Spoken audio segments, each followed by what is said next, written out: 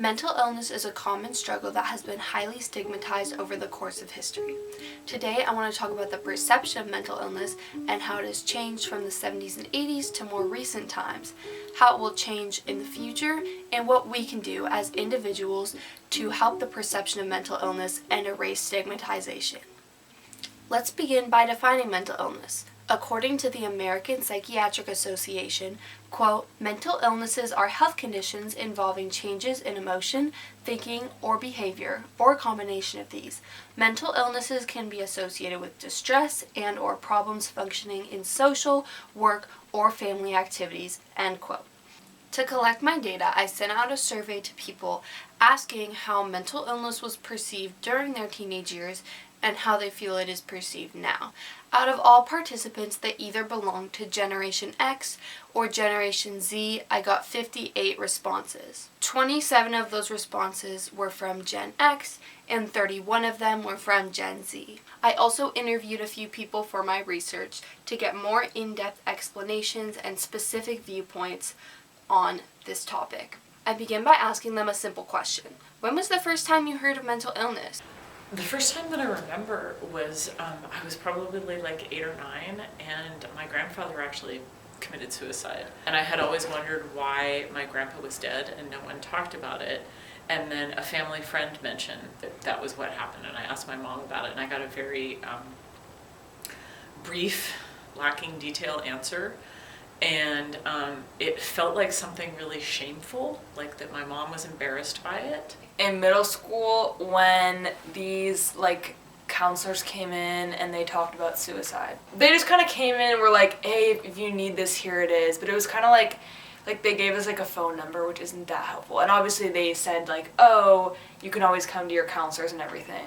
Mm-hmm. Your counselors are always going to keep everything confidential, but one of the rules is that if you're talking about hurting yourself, the counselors can go and tell anyone they want. So is that really confidential anymore?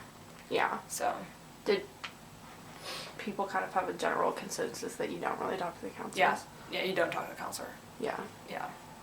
81.4 of Gen X say that they felt mental illness was perceived negatively during their teen years, following by 11.1% said that they felt it was viewed as mixed opinions. 3.7% seeing it viewed neutrally, and another 3.7% saw it viewed positively. Gen Z, on the other hand, had a very different view, with 74.1% saying they felt mental illness was viewed with mixed opinions, and 12.9% said it was viewed negatively. 6% said they viewed it as neutrally, and the other 6% saw it viewed positively. As to how mental illness is viewed now, out of all 58 participants, 70.7% think that it is viewed with mixed opinions now, 12.1% think that it is viewed positively, 8.6% see it viewed negatively, and 8.6% see it viewed neutrally.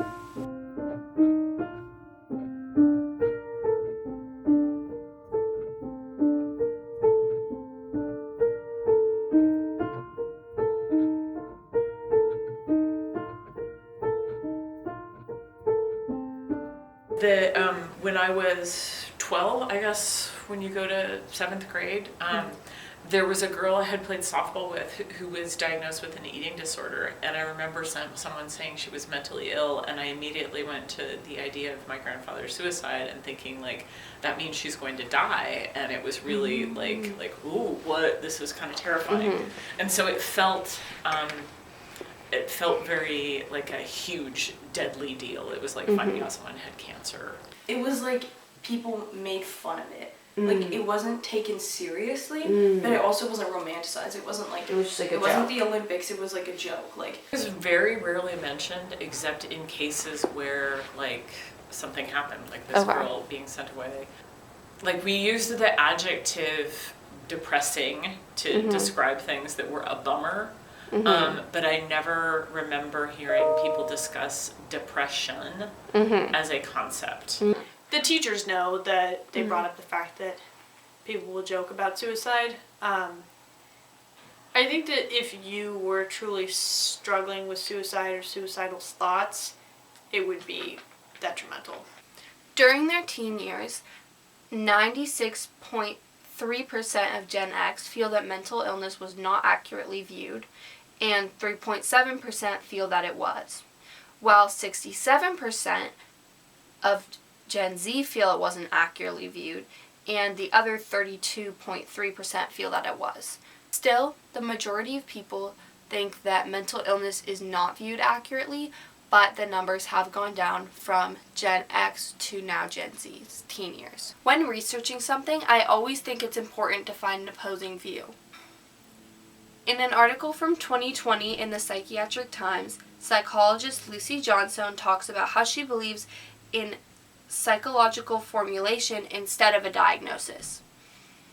This formulation is a conclusion for the reason why someone is experiencing certain symptoms based on specific information about the client. She says, quote, "If you have a reasonably complete hypothesis based on someone's life experiences and the sense they have made of them about why they're having mood swings or feeling suicidal or self-injuring, then you don't need another competing hypothesis that says, and it is also because you have bipolar disorder / clinical depression / borderline personality disorder. Even if we think these are valid categories, the diagnosis is now redundant," end quote. I personally disagree with this take.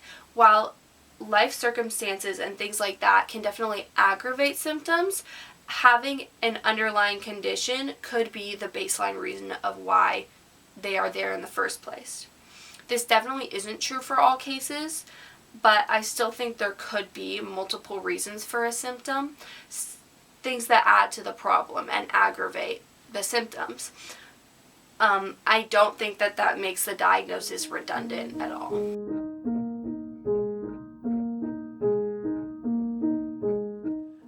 I didn't see a whole lot of change until I think it's the 2015 school year. I have looked through my records to try to figure out when there was a big shift, and we got a bunch of kids who were undisputably brilliant, but really, really struggling with anxiety specifically.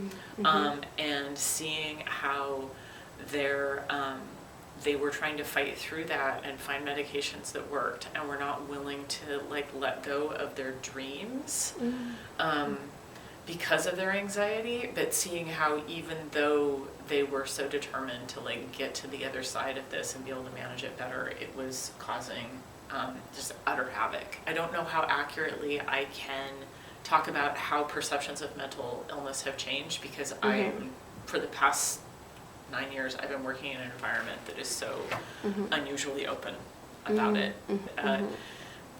There was, starting in 2015, I saw a strong desire to help and to talk about it, but we weren't as effective during that time. And I think we're more effective than other schools are, but it's still and it's so individual. What really helped for one person might not at all for another. So, but we try to learn the lessons along.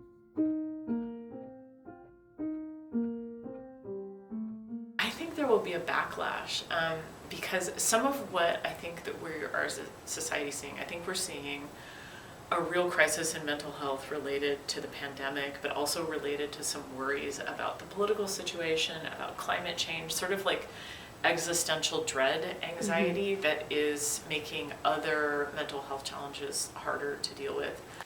In some ways I feel like it is constantly relapsing, and people are trying to get it back.